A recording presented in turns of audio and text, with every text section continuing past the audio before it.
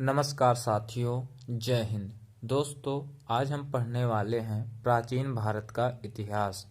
प्राचीन भारत के इतिहास में से हम लोग उन्हीं टॉपिक को पढ़ेंगे जो एग्जाम की दृष्टि से महत्वपूर्ण हैं। तो दोस्तों, प्राचीन भारत का इतिहास। स्रोतों के आधार पर हम प्राचीन भारत के इतिहास को 3 खंडों में विभाजित कर सकते हैं। पहला प्रागैतिहासिक काल, दूसरा आद्य ऐतिहासिक काल, तीसरा ऐतिहासिक काल। प्रागैतिहासिक काल। दोस्तों, प्रागैतिहासिक काल वह काल है जिसका केवल पुरातात्विक साक्ष्य प्राप्त है, जिसका कोई लिखित साक्ष्य नहीं उपलब्ध है। तो ऐसे काल को हम प्रागैतिहासिक काल कहते हैं। एग्जाम्पल, पाषाण काल। पाषाण काल में केवल पुरातात्विक साक्ष्य प्राप्त हैं, इसका कोई लिखित साक्ष्य नहीं है। दूसरा आद्य ऐतिहासिक काल। आद्य ऐतिहासिक काल में पुरातात्विक साक्ष्य एवं लिखित साक्ष्य दोनों प्राप्त हैं, किंतु लिखित साक्ष्यों को अभी तक पढ़ा नहीं जा सका है। एग्जाम्पल के तौर पर हड़प्पा सभ्यता या सिंधु घाटी सभ्यता। दोस्तों, सिंधु घाटी सभ्यता की जो लिपि है अभी तक पढ़ी नहीं जा सकी है। तीसरा ऐतिहासिक काल। दोस्तों, ऐतिहासिक काल वह काल है जिसके लिखित साक्ष्य मिले हैं। जहां से दोस्तों लिखित साक्ष्य मिलना शुरू हो जाता है, ऐसे काल को हम ऐतिहासिक काल कहते हैं। उदाहरण, वैदिक काल से आगे या वैदिक काल। अब दोस्तों हम आ जाते हैं प्रागैतिहासिक काल। दोस्तों, प्रागैतिहासिक काल का अध्ययन सर्वप्रथम रॉबर्ट ब्रूसफूटे ने किया था। दोस्तों, रॉबर्ट ब्रूसफूटे एक खगोल शास्त्री भी हैं। रॉबर्ट ब्रूसफूटे खगोल शास्त्री भी हैं और पुरातत्व भी हैं। 1820 में जॉर्गेनस थॉमसन के द्वारा इसे विभाजन किया गया। दोस्तों, प्रागैतिहासिक काल 1820 में जॉर्गेनस थॉमसन के द्वारा विभाजन किया गया था और इसे 3 कालों में बांटा गया। पहला पाषाण काल, दूसरा कांस्य युग और तीसरा लौह युग। दोस्तों, जहां से पत्थर मिलना प्रारंभ हुआ था उसको हम पाषाण काल कहते हैं, और जिस काल से कांस्य मिलना प्रारंभ हुआ उसे कांस्य युग, और जहां से लोहा प्राप्त होने लगा उसे लौह युग। दोस्तों, कांस्य एक मिश्रित धातु है जो तांबा और टिन से मिलकर बनती है। दोस्तों, कांस्य तांबा और टिन से मिलकर बनती है। दोस्तों, भारतीय पुरातत्व के जनक अलेक्जेंडर कनिंघम को कहा जाता है। भारतीय पुरातत्व का जनक अलेक्जेंडर कनिंघम को कहा जाता है।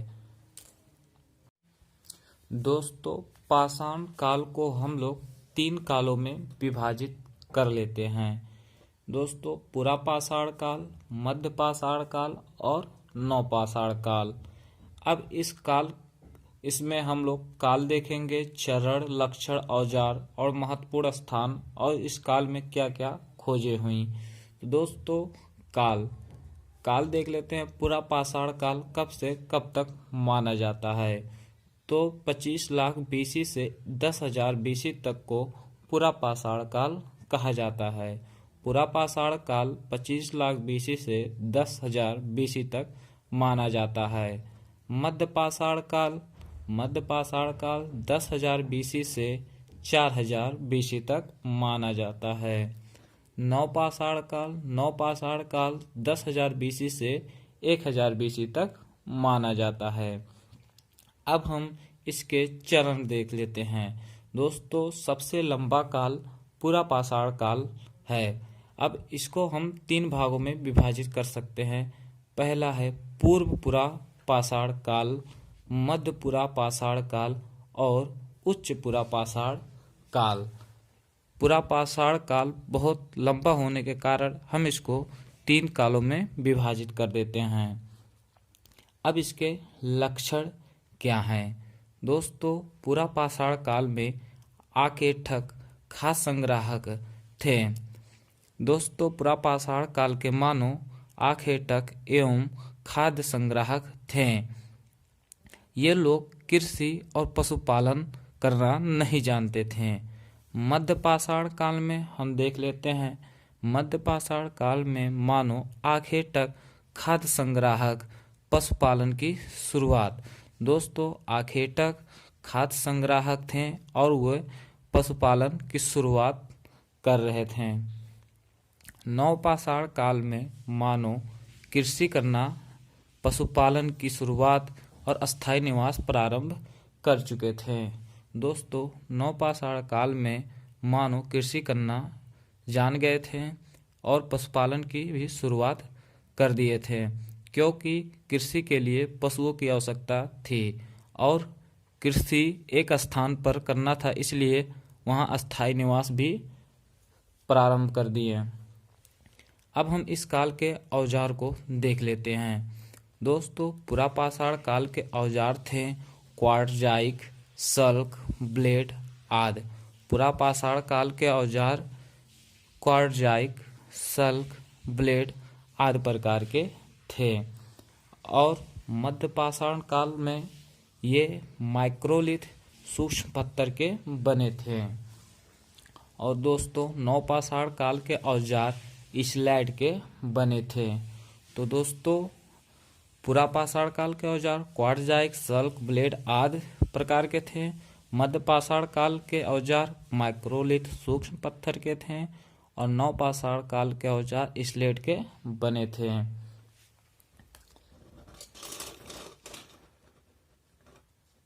अब हम दोस्तों इस काल के महत्वपूर्ण स्थलों को देख लेते हैं। दोस्तों महत्वपूर्ण स्थल, दोस्तों पुरापाषाण के महत्वपूर्ण स्थल हैं अतिरमपक्कम, जो दोस्तों तमिलनाडु में है।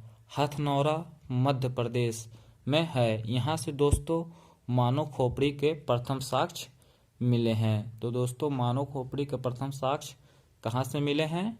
अतिरमपक्कम और हथनौरा से। अतिरमपक्कम कहाँ है? तमिलनाडु में, और हथनौरा मध्य प्रदेश में। और दोस्तों भीमबेटका, भीमबेटका कहाँ है? मध्य प्रदेश में नर्मदा घाटी में स्थित है। दोस्तों भीमबेटका से क्या मिला है? चित्रकारी के प्राचीनतम साक्ष्य। चित्रकारी के प्राचीनतम साक्ष्य कहाँ से मिले हैं? भीमबेटका से। भीमबेटका कहाँ है? मध्य प्रदेश में। किस घाटी में स्थित है? नर्मदा नदी घाटी में। और दोस्तों हम देख लेते हैं मिर्जापुर। मिर्जापुर दोस्तों तीनों कालों से संबंधित है। दोस्तों मिर्जापुर से तीनों कालों से साक्ष्य मिले हैं। अब हम देख लेते हैं मध्यपाषाण काल में क्या मिला। महत्वपूर्ण स्थल कौन कौन से हैं? दोस्तों चौपानी मांडो। चौपानी मांडो उत्तर प्रदेश में है। और चौपानी मांडो से क्या मिला? मृदभांड के प्राचीनतम साक्ष्य। तो मृदभांड के प्राचीनतम साक्ष्य कहाँ से प्राप्त हुए? चौपानी मांडो से, जो यूपी में है। और सराय नहर दोस्तों यूपी में है। और बागौर और आदमगढ़, बागौर दोस्तों राजस्थान में है, आदमगढ़ मध्य प्रदेश में है। इन दोनों जगहों से क्या मिला है? पशुपालन का प्रमाण। दोस्तों क्या मिला है? पशुपालन का प्रमाण। दोस्तों मानव का प्रथम पालतू पशु कौन था? कुत्ता। प्रथम पालतू पशु कुत्ता था। अब दोस्तों हम आ जाते हैं नवपाषाण काल में। नवपाषाण काल में बुर्जहोम, बुर्जहोम दोस्तों है कश्मीर में। बुर्जहोम से क्या प्राप्त होता है? गर्त आवास। दोस्तों गर्त आवास का मतलब है कि जमीन के अंदर वो लोग अपना आवास बनाकर रहते थे, तो उससे हम क्या कहते हैं? गर्ता आवास। और क्या मिला है? कब्र में कुत्ते के साथ मानव दफनाने के साक्ष्य। कब्र में दोस्तों कुत्ते के साथ मानव दफनाने के साक्ष्य प्राप्त हुए हैं। तो गर्त आवास और कब्र में कुत्ते के साथ मानव दफनाने के साक्ष्य कहाँ से प्राप्त हुए हैं? बुर्जहोम से। तो बुर्जहोम कहाँ है? कश्मीर में। अब दोस्तों देख लेते हैं गुफकराल। गुफकराल कहाँ है? कश्मीर में। और चिरांद दोस्तों कहाँ है? बिहार। और कोल्डिहावा दोस्तों कहाँ है? यूपी, जहाँ से चावल का प्रथम साक्ष्य मिला है। चावल का प्रथम साक्ष्य मिला है। अब हम दोस्तों देख लेते हैं खोज। किस काल में क्या क्या खोज हुई? दोस्तों पुरापाषाण काल में आग की खोज हो गई थी, लेकिन मानव इसका प्रयोग करना नहीं जानता था। और दोस्तों जब वो मध्यपाषाण काल में आया तो आग का प्रयोग करना जान गया और वो आग का प्रयोग करने लगा। और दोस्तों नवपाषाण काल में मानव पहिए का प्रयोग कृषि और समाज भी बसाने लगा और कृषि करने लगा और पहियों का प्रयोग करने लगा। तो दोस्तों आज हम क्या क्या पढ़े हैं एक बार फिर से देख लेते हैं। दोस्तों पूरा पाषाण काल को हम लोग 3 काल में विभाजित कर दिए, पुरापाषाण काल, मध्यपाषाण काल, नवपाषाण काल। और इसका काल भी निर्धारण कर दिए हैं, इसके चरण भी निर्धारण हो गया है, लक्षण बता दिए, किस काल के मानव क्या क्या कर रहे थे, औजार किस काल में कौन से औजारें मिली, महत्वपूर्ण स्थल भी हो गया और खोज भी हो गया। तो दोस्तों उम्मीद करता हूँ आपको ये वीडियो पसंद आई होगी। अगर वीडियो पसंद आई हो तो वीडियो को लाइक कीजिए, शेयर कीजिए, चैनल को सब्सक्राइब कीजिए। धन्यवाद।